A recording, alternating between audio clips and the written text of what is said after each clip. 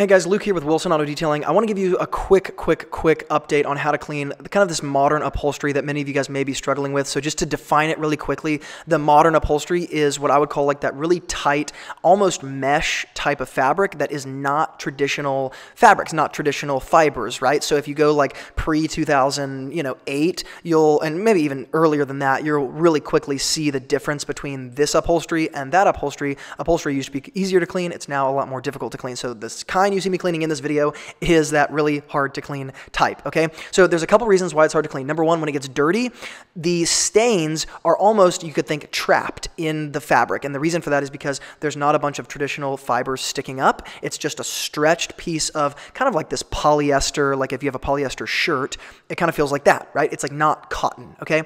Secondly, this type of fabric wicks really easily. So if you introduce like an extractor or even sometimes a steamer, you will see some wicking depending on how bad it is. And so it gets really difficult to clean for all of those reasons, okay? The number one thing that I want to highlight here is the type of product you're using, because that's going to be like the first barrier. It's kind of like you can think about it, if you're experiencing problems, here's checklist number one, checklist number two, checklist number three to check before you start, changing things dramatically. Very first thing I want to highlight is I'm using Meguiar's all-purpose cleaner to clean this. The reason is I'm cleaning the backs of the seats, and even the fronts of these seats are not dirty whatsoever, okay? So you can use a very diluted form of an all-purpose cleaner if you're basically just kind of wiping them down real quick. You're not going to experience problems. But if you are not cleaning just really clean seats already, the first thing that I would encourage you guys to do is to pre-treat with an enzyme cleaner. The only reason is because you are not a mind reader and you are not like, you can't figure out exactly what type of stain is in this upholstery. So it's always easiest to just pre-treat with an enzyme cleaner, just because it's like if there are organic types of material or stains that need to be taken up in this upholstery, it's going to be done with the enzyme cleaner, and then you can top it with the carpet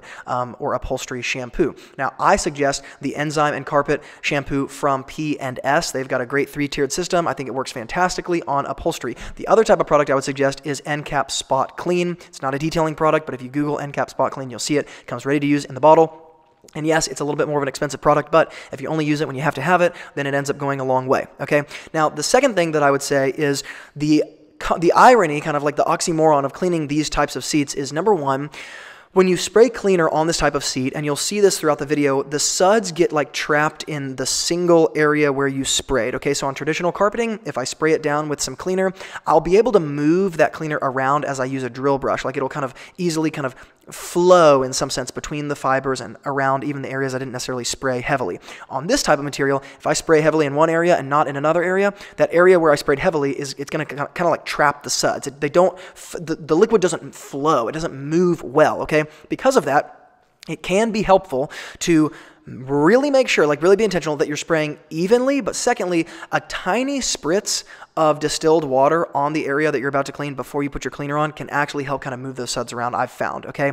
The third thing I would say is when you are cleaning, light repeated applications are always best, and I suggest a drill brush. The reason for this is because if you use a regular brush on this type of upholstery, you're never going to stir up the stain or even minor dirt at the level that is required. Because it's not traditional fiber sticking up, if it was, you could use a regular brush, okay, without necessarily using a drill brush. But you have to have the power of the drill in order to clean these stains whatsoever, because in some sense they kind of get trapped in the surface because things, the way that mesh fabric is like stretched and pulled, it just sits right at the top. And because of that, I highly suggest light repeated applications with a drill brush.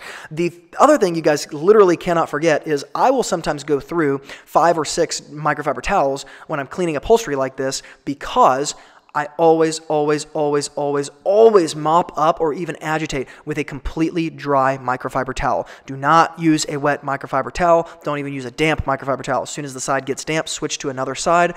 If you fold it into fourths, it will make your life so much easier. The same is true of headliner. When you do that with headliner, it makes it so much easier. The next thing I would say, and this is probably kind of obvious, but one of the most effective ways to clean this type of upholstery I've found, no matter what kind of stain you're using or what situation you're in, if you just want like a systematized way to approach it without having to think, I suggest the P&S 3-tiered carpet cleaning system with the microfiber towel wrapped around your steamer head. Now, a couple technical things to be aware of. Number one, the reason why I say that is because if you can essentially, let's say, mop up the upholstery with the microfiber towel that's wrapped around your steamer head, it makes it easier to pick stuff up, right? Because it's just hot and you're mopping up with a microfiber towel that's designed to pick stuff up, okay?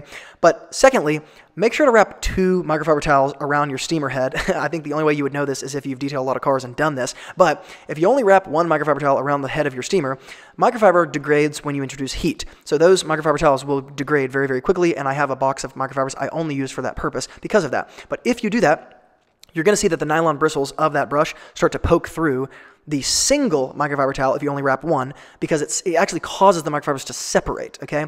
So wrap 2 around, because if you don't, you could get bristles that poke through and potentially scratch the upholstery.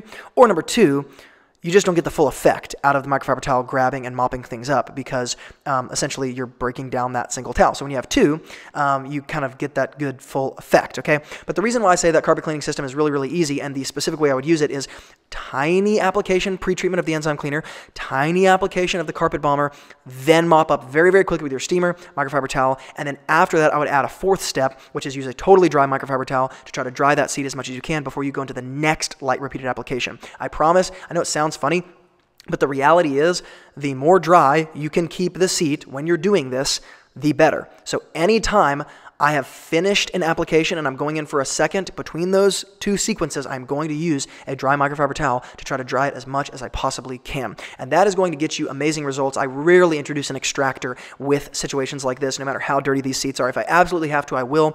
But generally speaking, if you have to do an extractor, the only tip I would give you is if you're trying to treat a specific stain with an extractor on seats like this, it's very easy to cause wicking, because in some sense, the whole seat has to be extracted to avoid the wicking. I know it sounds weird. If I just introduce water in one area, it's just too hard not to have that water and stain get stirred up together and then reach into other areas. So I just go ahead and extract the whole bottom of the seat or the whole back of the seat.